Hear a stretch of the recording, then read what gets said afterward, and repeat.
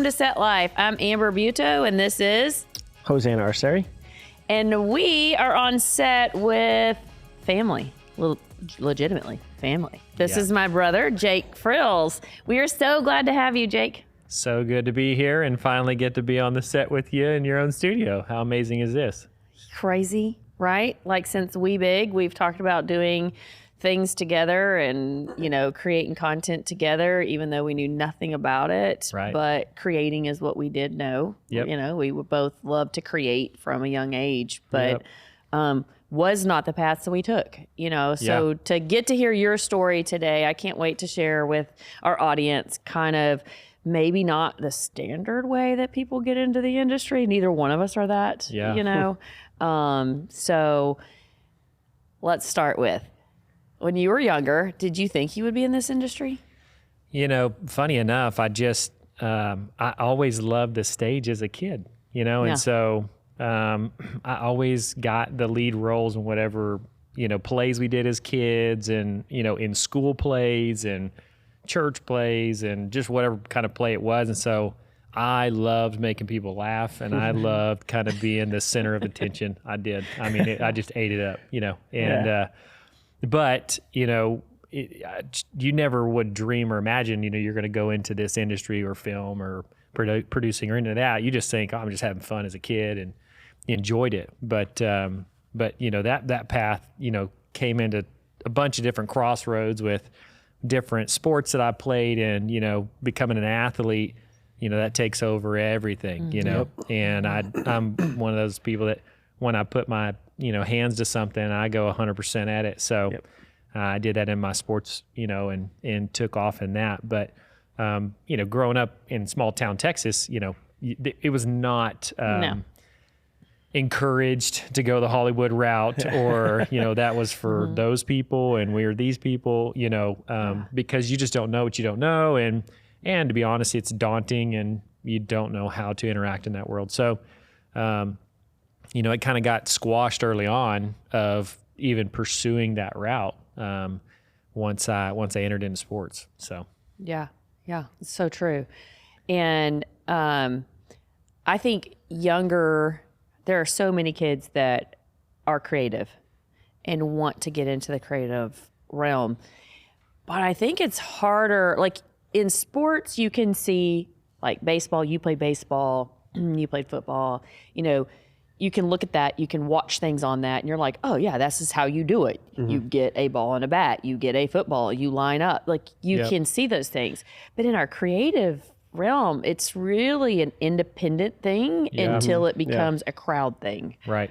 And so I think it's harder to get into or find how to do that or what's right or because there's really not a standard, so to speak. Everybody's creativity is their own creativity. Right. But then how do you foster that into a career? You know, and you know, we've had so many guests on here, like their parents highly discourage it because they're like, okay, we would like to not support you your entire life. We would like for you to support yourself at some point. But you know, Hosanna, you've had a great career in doing this too, in your journey of picking up a camera young and stuff like that. And both of you played sports younger growing up and stuff, and then kind of transitioned into the creative. When do you think that kind of translated for you, Jake? Like, when does it like, maybe I could do something in this industry? Yeah. So, you know, one of the things that we did in the off time was I did freestyle BMX and did motocross and did all the extreme sports. And so I was always grabbing my mom's VHS camera. VHS. Okay. Yeah. And I would have the VHS camera videoing all of our stunts and capturing the wild stunts we're doing. And this was before Nitro Circus and like Travis Pastrana and the guys that everybody just geeks out on, you know, and we were doing that. We were jumping over our own cars. We were jumping. I mean, we were doing all kinds of crazy stuff. And I was like, man, this is awesome. And I always was like trying to get the shot while also being the guy on the bike doing some crazy tricks or whatever. And so then it kind of got my wheels turning on, man, I like this. Like, this is fun, you know? And so then it wasn't until I went to college, and in college we had this big youth camp, and we would have thousands of kids come to this youth camp.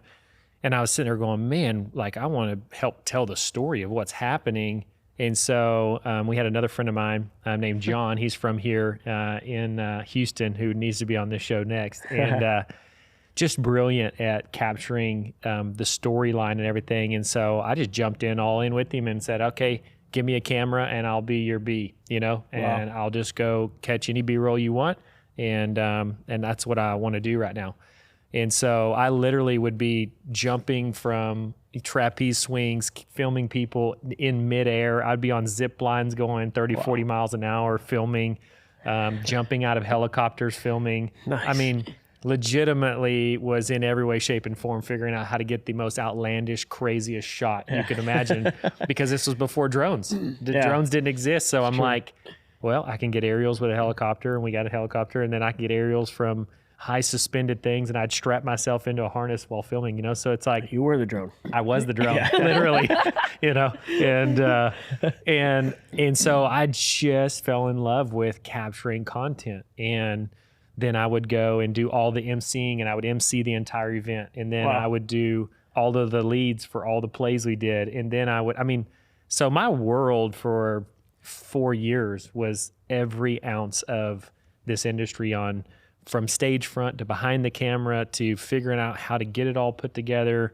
And just loved it. I mean, I had a blast doing it, going, man, this is really fun and I really enjoy this. So that really is what got all my creative juices and ideas and dreaming of, man, how can I continue to tell really cool stories and do it in a way. So it just continued to morph with everything I did, no matter what it was. I just brought, now with iPhones, you got your own camera in your pocket at all times. And I started filming stuff with iPhones, and everybody's filming with cameras, and you couldn't tell the difference between my iPhone and their camera. And I was like, well, I don't have to go spend $2,000 or $2,500. I can do it on my phone that I already have, and you learn to manipulate that phone really, really well. Oh, yeah.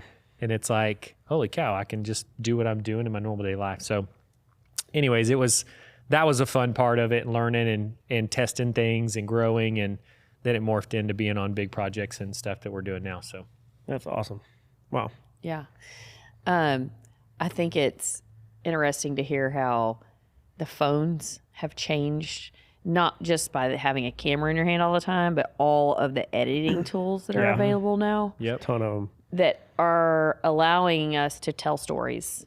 It was one thing to just capture, like you can just capture it, then to go in and edit the magic that happens through editing to build that story and all of that really changed the game, so that it makes this next generation like automatically come out and have all these tools. Remember back in the day, like you had to do from a tape, right? Like you had to put a tape in, and then there was like splicing all that together. It was like nearly impossible, right? To now everything being digital and putting the overlays and all the magic things that y'all do to make it great. Hosanna was in shooting the other day, and I was like, if you think this is good, wait till you see his edits. Because, that's just a whole nother game world. changer from being a content creator by filming, like you said, and acting in it and producing it, and then helping tell the story of it. Then you throw all that into editing to deliver it to the world. I mean, I think that's just been such a perk. It's just a continuation, I feel like, of telling the story. Like we've said it enough times on set, in the podcasts, of the different roles people have, whether you're a director, producer, filmmaker. I think storyteller needs to be a title that, everyone within production has to have that in there somewhere. But I mean, like, in the regards of editing, your sound design or your music choices, your coloring, your, the effects that you throw on there can all help tell that story or hinder it. I think that was like one of the biggest points I was telling a buddy the other day. It's like, you can't use that song in that. Well, why not? Well, it's not really putting off the vibe we're wanting, Like, it's kind of sad and gloomy, and that sounds like Barney, it's not the same. So it's, it's all just going right back to what we've been hitting on, I feel like, a lot today, and just in previous stuff is, it's just that art of telling the story. So at the end of the day, what was your favorite aspect, do you think, of the creative process for you? I think for me, it's And maybe has that changed over time? Yeah, I was going to say, I think one, being in front of the camera, there's the magic of being in front of the camera where, you turn it on and you're on. Yeah. And no matter where that was, I love being in that moment right there. When it's on, it's game on, and you're having a blast. You're lost in the moment. You're enveloping the entire character or whatever it is, and you're just there. Yeah.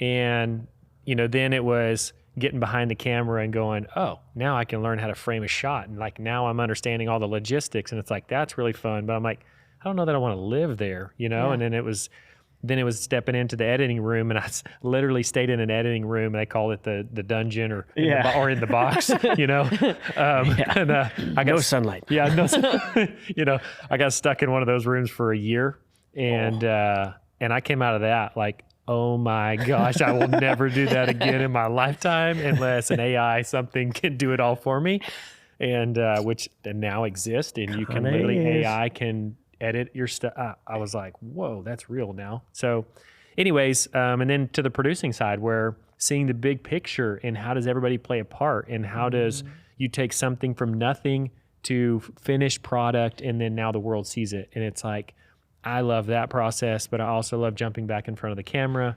So I don't know that I honestly could say I have something I'm in love with, other than I don't like editing. I don't. Just leave me out of that. Just leave me out of that equation. I feel like that helps push the creative, though, right? I know I'm one of those ones where there's, even in editing, I can't stand editing in the same place like over and over again. Like I gotta change up where I'm at, or I have to have a different look, or I'll constantly move around the room where my desk is and just rearrange. I just gotta rearrange. I can't do this over and over in the same spot. Yeah.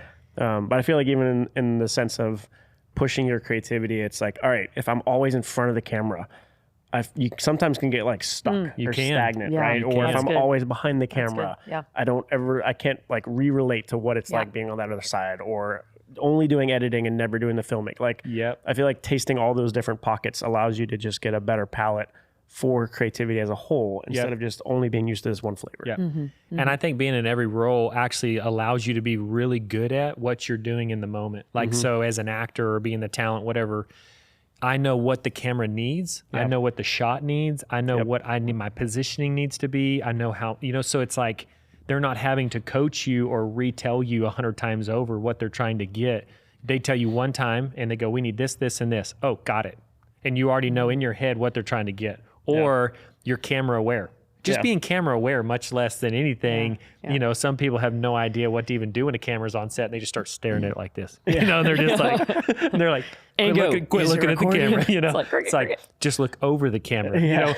That's what they say. Imagine there's people with no underwear on back there. And I'm like, I don't want to imagine people with no underwear, but I get your point. It's like, just look past the camera, not in the camera. You mentioned it earlier about how we both, came out of playing sports. I feel like that's something that you see a lot of people who come out of that sports background. It's so easy for us to relate to that. Yeah. Because if whether it's football or baseball or you name it, I don't have to just know my role on the field or in my position. I have to really kind of know as a team what we're doing, why we're doing that play call, why we're choosing to do this on third down, why we're choosing to bunt the guy over in first. Like, I mean, there's so many different things that if I don't see the whole picture, I don't fully know what my role is and how I can do it fully. And that's, that's literally production. I get so much more efficient if I know what that person's role is as I'm doing mine, and I can see the whole picture. I think that's so true. And I think that's why, we say it time and time again, literally, and I don't know that we can ever say it enough. That's why being a PA is so important. Learning the whole, you're not pigeonholed into one area. You're able to roam and see the whole set, and they call it film school and all of that. But ultimately, it's to hopefully encourage you in one direction or another. And we've had from talent on here to producers to cinematographers, and a lot of them do try to cross over in different areas, but I think in the growth of the industry, like they master something, and like what you're talking about to try to push their creativity, they're like, oh, let me try this, because they want to keep creating and keep doing things differently. But the same as in the editing world, like you edit and then you're like, okay, now LED walls are there. You're like, whoa, what can I do with that now? Yeah.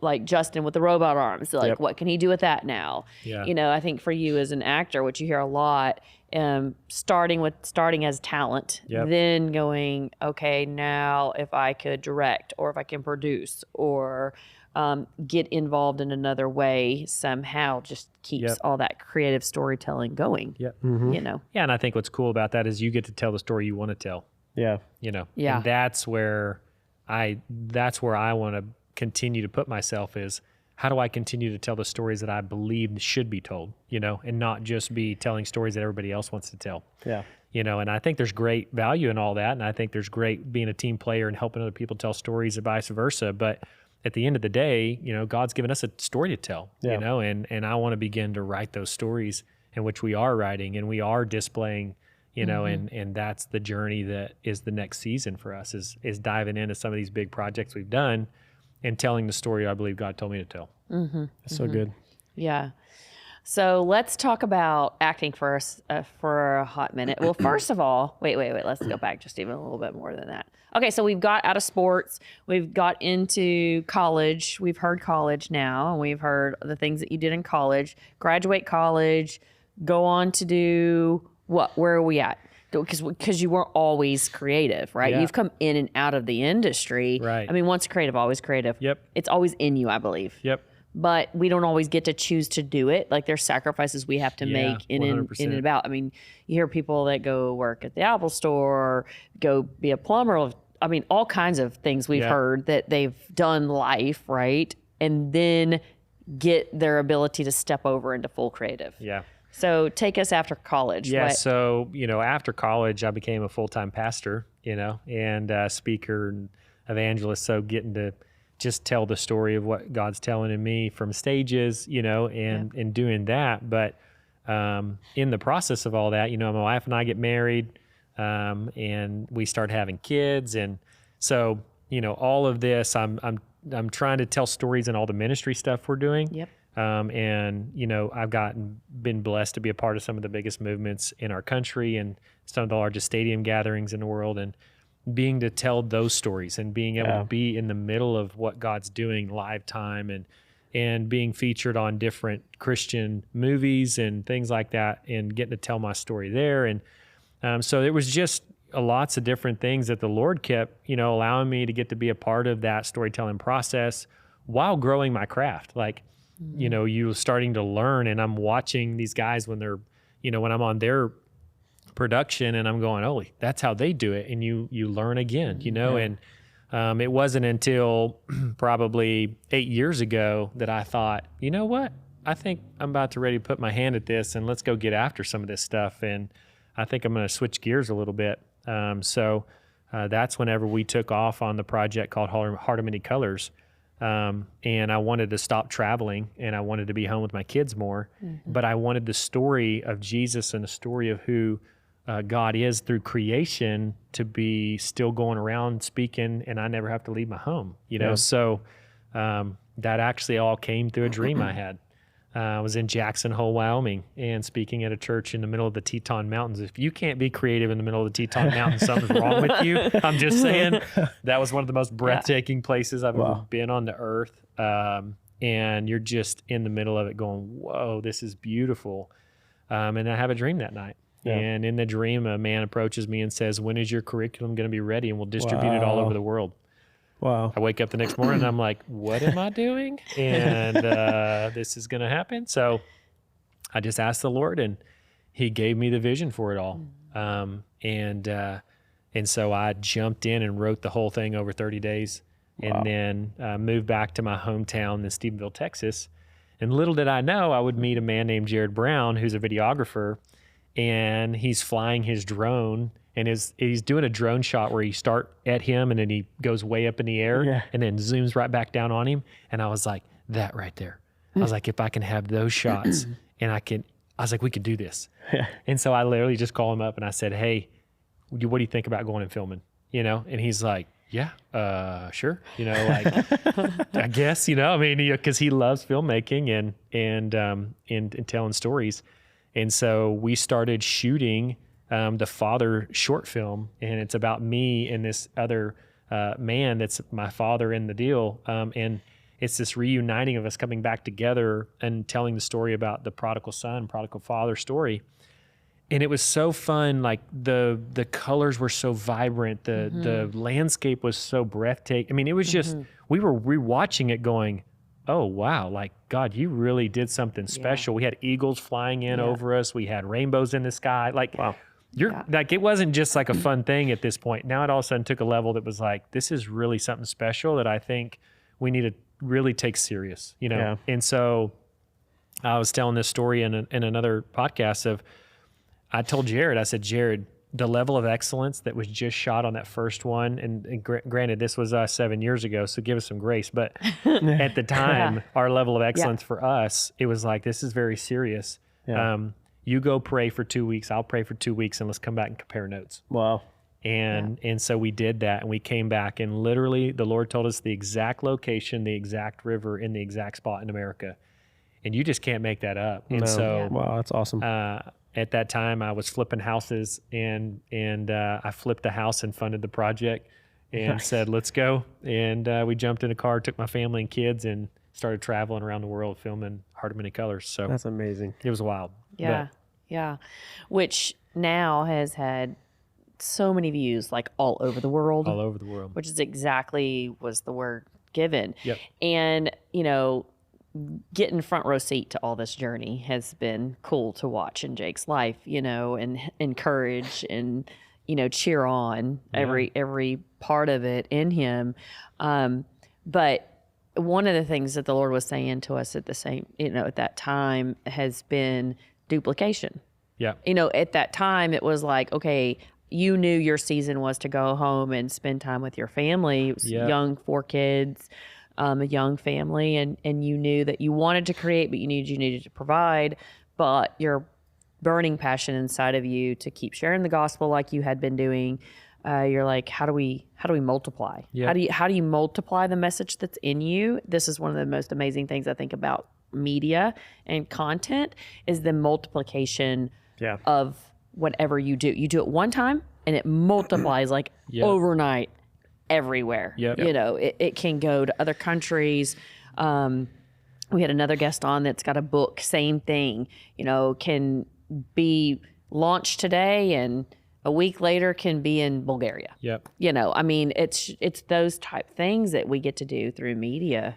Yeah, and I think the crazy thing about the distribution of Heart of Many Colors was, you know, we didn't have an outlet we were going to send it on. You know, we had multiple partners that we were partnering with different movements and stuff to use it with. But when we did Facebook, we just felt like we were supposed to do Facebook launch and then just open a website. So not YouTube, not Vimeo. We just thought we were supposed to do it on that because that's what we felt like we were supposed to do. So I opened it up on Facebook, and the very first ad I ever send out, I try repopulating it to Texas multiple times. And on the 7th time, I send Texas and I push send and it repopulates India. Wow. And I was like, what? Like, why is it doing this? And it literally repopulates India, sends it out, and I already pressed send. I wake up the next morning to 100,000 views overnight. Wow. And I went, whoa. I was like, what just happened? That was on $10. Wow. And so I was like, my return watch rate was 0.00001 cent per watch. And I was like, I don't know what this is, but great margins. That's great margins, I guess, you know? I mean, granted, I didn't even understand the totality of what was happening. Yeah. So I said, double down. I'm going to send another $10. You know? Like, of course you did. I was like, big money, baby. Let's go. I'm going to throw another $10 at it after I just spent thousands producing this thing, you know? And black. Yeah. Right. So, and then it does it again and again and again to where we were averaging 1 million views a month. Wow. And it was reaching legitimately millions of people around the world. And we started getting messages from all over the world. And I was just going, that was never the way I thought it was going to happen. Yeah. Like, I can't tell you how many times that has been my story of you have a plan, but it's never the way you plan it, you know, and God just takes it and goes, nope, I'm going this way, you know? And then we ended up being featured on TV programs and all kinds of stuff, being able to tell that story and being able to share that with people about what God is doing. But I always say this to people, it's like, he just needs your yes. Yeah. Like he just needs your simple yes. We didn't know what we were doing, you know? In hindsight 2020, we probably could have did some better color grading. We probably could have edited it a little bit different. We probably could, like I could critique it when we could tear it apart, you know, but it's like, that's not the point. The point is that we gave a yes, we did what we were supposed to do, and we went out and took a giant risk, you know, and it paid off, you know, and got to tell the story worldwide. So, you know, that was a learning curve for us. And I learned so much on that trip alone of production that we filmed for a year. I mean, I filmed with 3 different videographers in 26 locations around the U.S. And I had a crash course in basically production. Yeah. Yep. So. Yep. And every amazing. production builds off the other production. Yep. You know, and I mean, that's every industry. You know what I mean? Like if you're flipping houses or whatever, you don't start flipping, you know, $10 million houses. You start flipping, you know, the smaller houses and you grow into that, or, you know, and it's the same in film. And actually, you know, to encourage those out there that are doing it, that's the best way to do it. Yep. Because you are more well-rounded in your knowledge of it. You can only consume so much so fast without missing some of the finite details. And the other thing that I think is so brilliant in doing it is you're able to make it your own. Because you collect that information, however they've done it or whoever you're working with does it, and then you can go, but I see it like this. Yeah. And it gives you that gives you the knowledge to then the freedom to create your own way. Yeah. You know. Yeah. So you produced that did great. You went on to do what it was supposed to do, and it's awesome shot. Those will be overlays that you'll get to see and get to view how extraordinary the environments that you were in were, just so great too, like you were saying. Okay, then where did you go with your creativity? Yeah, so I filmed with a man named Chris Worthington, and he was filming on all my Florida scenes. And so he called me one day and he's like, hey, I just got this opportunity to film the documentary of Christ for All Nations, Reinhard Bonnke's storyline, and also the What's Coming Now. And I said, awesome, do you need help? He's like, well, yeah, would you help me? And I was like, of course I would. I was like, just tell me what you need. Yeah. And so I called Amber and I said, hey, what do you think about it? And she's like, yeah, I think let's go for it. And so we book a plane ticket and I go fly out to Arizona and we're filming with Kanye West and his whole entire team doing his first ever Christian stadium. Wow. And I remember on that trip, I'm there in the middle of Kanye's choir. Yeah. Dude, one of the most wild choirs, your moments you're ever in. You're just like, blast. this is unbelievable.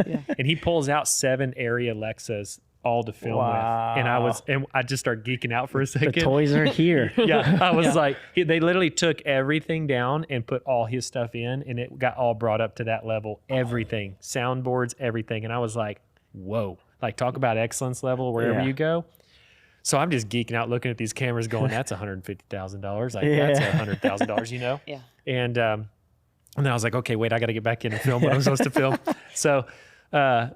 So anyways, we're there filming, and a friend of mine who's an artist and one of the musicians, and I said, hey, since you're going to be performing, do you want me to get you some B-roll and just kind of get some stuff while you're up there? And he's like, man, that would be awesome.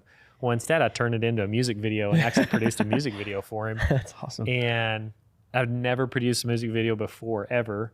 And I just shoot it over to him, and he's like, whoa, bro, this is amazing. And I was like, yeah, man, have fun with it. Glad I could do it.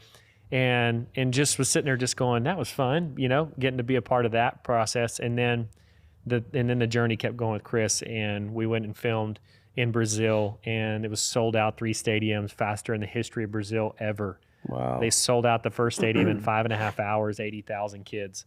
Faster than U2, faster than Coldplay, faster than the soccer stadium. And so we knew we were standing in the middle of a moment of history. And so we're standing there, and I'm filming, you know, on stage at one, I feel like, the most catalytic events in our world history to date. And I'm just going, how did I get here? You know, like, you just think back, you're like, how did I get here? Like, how are my feet standing filming what I'm filming right now? And you just attest back to the Lord in the process.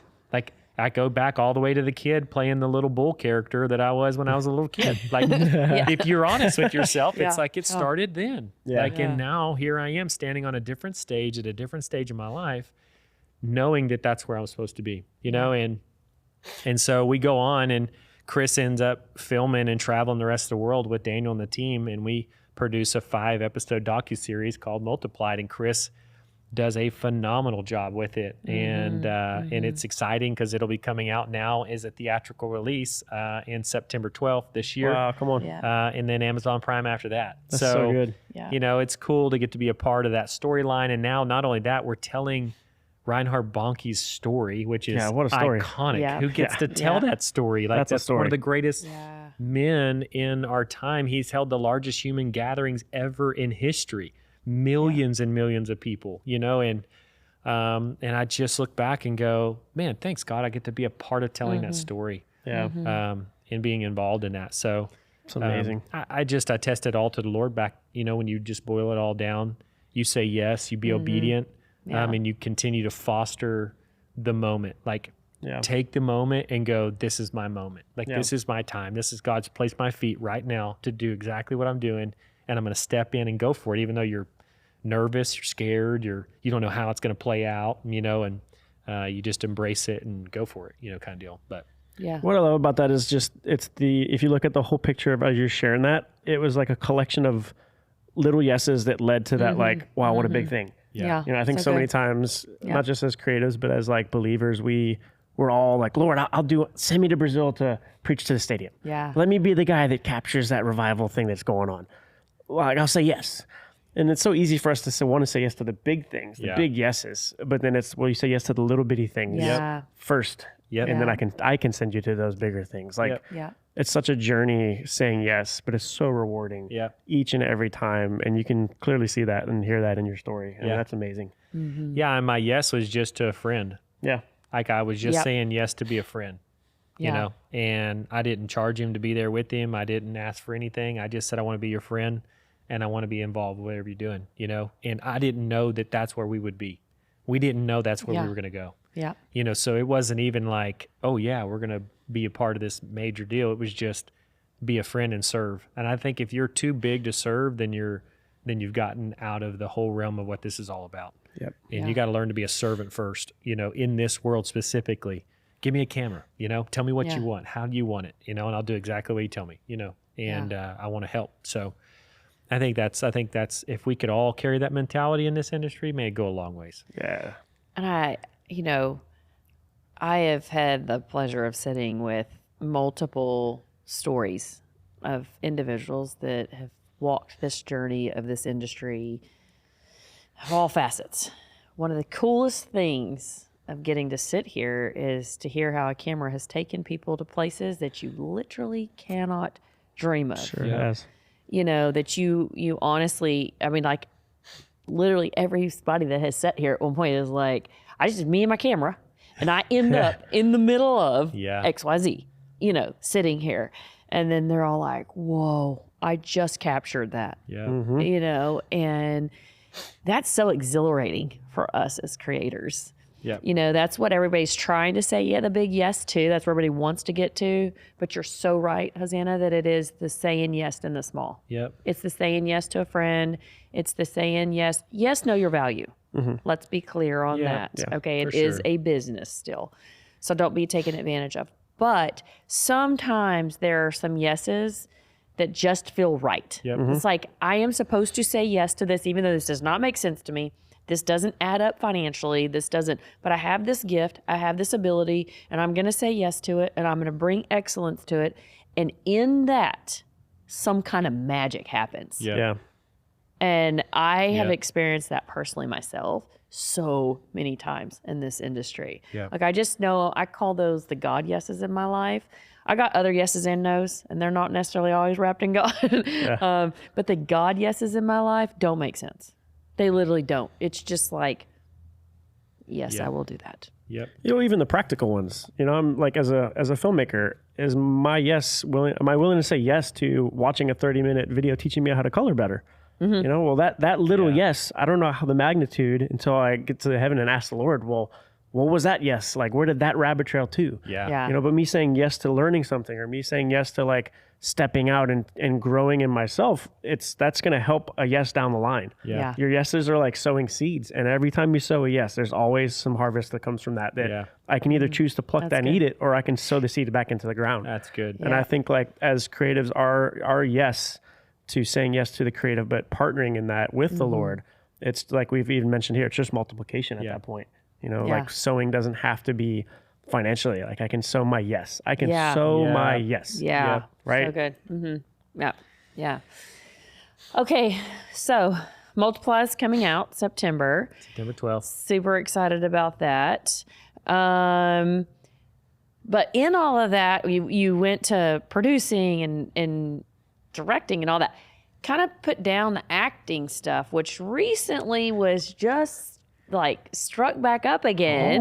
Yeah. And you literally just wrapped set just a few days ago off of what? Bass Reeves 1883. One of the funnest, coolest, I guess, or funnest, whatever you want to say, Western series that, Taylor Sheridan's producing right now. Yeah. I just shaved I had a really big goatee and Yes, I looked you like did. I came straight out of a Western movie. Okay, wait, side note here. You know why I think he got rid of it? Is because when we would go places together, they thought I was the younger sister and he was the older brother. And knowing he was going to be here today, it was like, oh, I'm going to take that down now. Okay. And there's our little cute rival, right? And it's okay because Hosanna just asked me 10 minutes ago, who's older? Is your sister younger than you? And I was like, oh, man. I was You're like, gonna the take the beard whole didn't thing work. off I got to take the whole beard off now. Okay. All right. What's next? Botox, maybe. All right. Here we What's go. clear is he is younger. Yeah, clearly 7 years younger, actually. Right. Yeah, but no, so I find out that Bass Reeves is being shot in my hometown, Steveville, Texas, a little small town. And I did it kind of just half joking. Like I was like, you know what? I was like, I'll just submit for background and just see if I want to get on set, because I'd like to see the production level and I want to see the ins and outs because it's a huge production. Eager to learn, which is what you have to do in this industry. Eager to learn. Yeah. So I was like, you know what? Let's just jump on. So I don't even submit the casting way that they were casting it. I just sent them a direct email with my headshot. Yeah. I'll be there. I was like, Pick hey, me. I'll have a beard. yeah.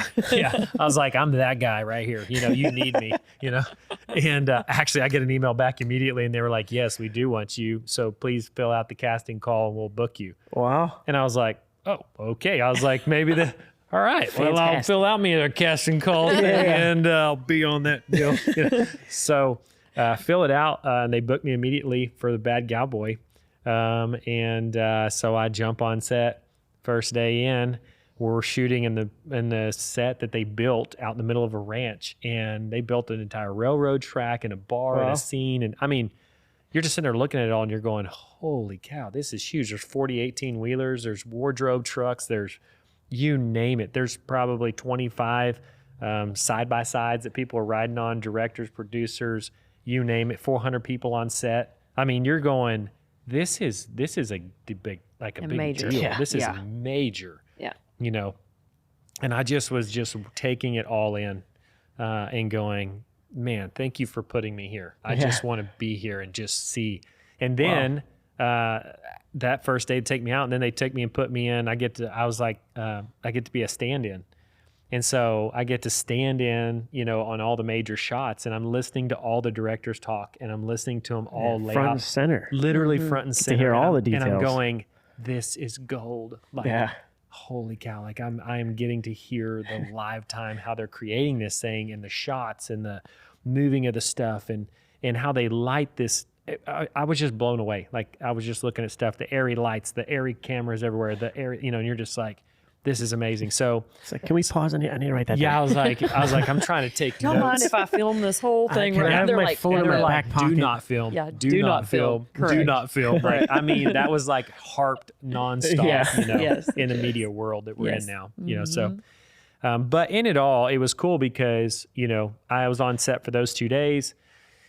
And so then they immediately were like, oh, well, we want to cast you for all these next scenes. Wow. And I was like, but they told me the scenes and I was like, that kind of goes against my morals. Yeah.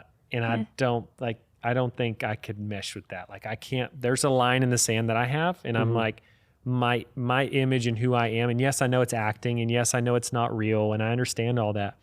But I also am an image of someone who proclaims Jesus. And I proclaim it in a way that is known worldwide in that frame. So I don't want something to hinder my message, you know, and I have to be very wise about what I partner with. Yep. And it's not a judgmental thing. Like somebody else could do it and that's great. And I don't mind, whatever. But for me personally, I have to say I can't. And, and because of, I don't want to send mixed signals about that. And so I turned down the roles, you know, and for some people, they didn't understand that. They're like, we drove all the way from across states to be on set, you know, here. How dare you turn down a role, you know? And I'm like, no, you don't understand. Like, I'm not here for that. I'm just here to be a part of it. So fast forward we get to Stephenville, my hometown, where they took over our entire downtown and transformed my entire downtown of my city. And I'm standing there in line to get my next background, you know, set up for that one.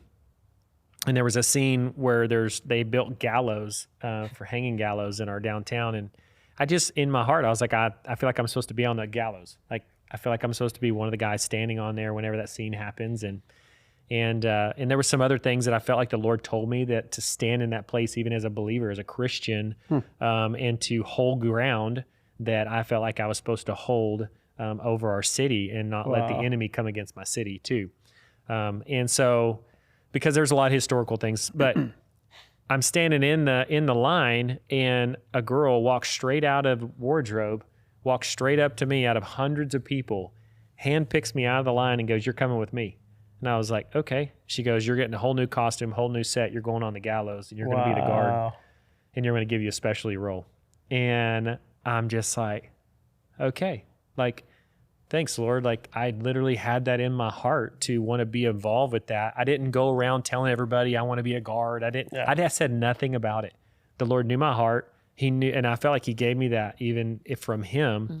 And then all of a sudden he brought it to fruition on set, you know? And so I get to literally be in one of the main scenes of the whole entire production in my hometown. And so it was just cool, I think, for me to get to see that and to be on, you know, a production that level and then get to act and actually get to do that, you know, and it was a joy. And that's really cool. And so, you know, that was one of those learning moments and neat moments of a town that rejected acting and rejected that industry. I'm now standing in the middle of the set of one of the largest productions in TV, you know, and I get to be in. It was a cool full circle thing of like, hey, thanks God. Like, you know, that's a 30-year turnaround, you know, and being patient and not chasing after it and, you know, but just waiting for timing. I believe that's in this industry. Good. I believe timing is everything. And don't get frustrated with the process. Yeah, I agree. It's true. I agree. Okay, so last thing, what's now? What's next? What's now? I know you're working on something that's really exciting. Yeah. So I have something in the queue right now. It's a TV show that I'm going to just put it this way. It's about men and the adventure of being a man and telling the true story of what men are or what we are and what our lifestyle and who we are as men. But it's going to be pretty wild and pretty crazy. And there's probably going to be some helicopters back involved again. There's going to be back to being drone guy. Yeah, it's going to be, you know, hopefully I don't have to put an octocopter on my shoulders. But, you know, we're going to go get back after some real adventure. That's cool. And so I'm really excited about that. So we're in pre-production on that right now. And then I'm doing all the PR work right now for Multiplied that's coming out this fall. So we're just getting ready for that to launch. So those are the things that we're working on currently and getting our hands into. Awesome. Yeah. So how could, if our audience wants to follow you, get involved with you, look at Heart of Many Colors, follow your path, how do they do that? Yeah. So you can go to heartofmanycolors.com and you can get on there. You can see all the videos that are on there. And you can send an information form in there if you want to have us come out and do anything with you, or we teach and train that entire process as well of how to capture all that and how to do that storyline. If you want us to come out and speak or share an event, you can contact us on there too. But I'm on Facebook and Instagram, Jake Freels, and that's pretty much how you can get a hold of me. Okay. Well, it's been fun. It's Yeah. hard to believe that we're sitting here, all these years later. Yep. You've been in the industry more so than me, being in different careers, but all of our life, it's always been, Amber, Yep. get up and tell a story. Jake, get up and tell a Yep. story. And we've been able to be little storytellers without multiplication, but just us telling stories to getting in the industry to, tell stories that multiply. And side note, so her and I were on a TV show together probably 8 years ago now, maybe 9 years ago. Yeah. And we were sitting on set, and I'll never forget, we're sitting there and we're like, why are we not doing this together? Yep. And, that's 8 years ago. Wow. And it was Yeah. like, but we want to be a part of something that's bigger than ourselves. We want to be a part of something that's bigger than just a studio. We actually want to be a part of changing the story and the narrative of this industry. Mm-hmm. And so now you flash forward to, 8 years later, and we're both headlong in the middle of this, and we're sitting in the chairs getting to tell the story 8 years later. So another full circle moment. Wow. Yeah. Don't give up on the things that you feel are in your heart is what I would say. Both of us sitting here today, it was always a dream in our hearts to be in this industry in some form or fashion. I don't know that I can speak for myself. I don't know really what I was going to do or why, but I did know, like Jake said, that we both had a passion to create a safe, good place in this industry to help foster creativity from a really good place, and do that together, and multiply the right stories to the world. And so it's just, it's a full circle kind of moment. Yeah. That I hope is encouraging to others, that you might be where you are now, sitting there, dreaming together. Don't ever stop dreaming. Yep. Keep dreaming, keep believing, keep trusting. Yep. And eventually, if you don't grow weary and you stay persistently pursuing in the Lord, really, if you keep persisting towards the Lord, if you keep leaning into Him, He will ultimately get you to this type place. Yep. So good. Hosanna, thanks. It's always great to sit with you, my friend. You're here all the time, and we truly enjoy your humor and all that you bring here in creativity. So thanks for being a guest host today. Of course. Appreciate you. Jake, I'll see you here in 5 minutes. Yeah, we will. So, everybody, thanks for tuning in. And until then, go show some love. Go show some support to Jake. Follow him. Ask him to speak. Tune into all of his things. He's got a lot of things coming out. So plug into those. We'll have everything in the bio for you to link and go visit him. So until then, we'll see you next time. And there's a lot of people that make us look good. There's a lot of people that make this show. And I would love to bring them out today, and everyone come fill the set so that you can see how many crew members it takes to make this show look so well. So welcome to the set, all of our fabulous crew that makes this look so good. Thanks to everybody. Thanks for tuning in. And as we always say on Set Life, until next time on Set Life, That's a wrap. That was lots better.